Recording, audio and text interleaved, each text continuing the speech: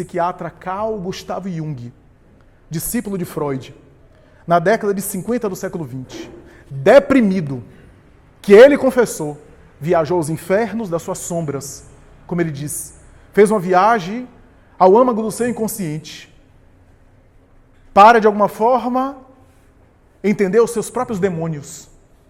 Jung vai dizer que nessa época estava não apenas deprimido, numa casa de campo com sua família, mas também estava com uma problemática hepática, uma problemática no fígado. E um dia, fenômenos espantosos começam a acontecer na sua própria residência, que ele não consegue conceber, e mais tarde foi tomado por uma força. Ele vai dizer, ele vai escrever ipsiliter, se não me falha a memória, na obra Memória, Ações e Reflexões de Aniela Jafé, quando ele escreve mais ou menos assim: se existe alguma coisa como espírito, esse espírito me segurou pelo gogó e me obrigou a escrever com velocidade.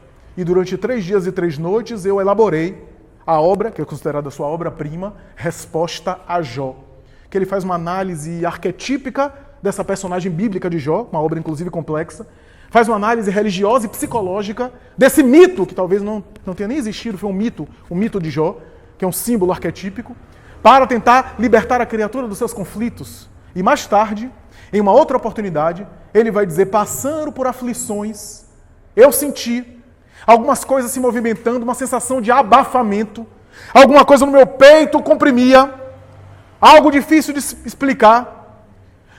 Toda a família dormindo e eu escrevendo, eu lendo e ouvindo barulhos na casa.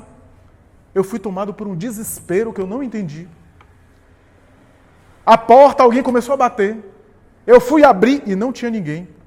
Eu comecei a gritar, dizendo: o que é que desejam de mim? E eu ouvi uma voz dizendo: estamos vindo de Jerusalém. E o que fomos lá procurar não encontramos.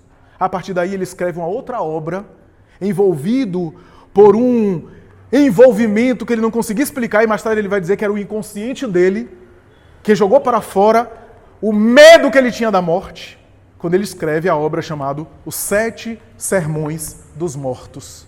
Obra que também faz parte da sua bibliografia.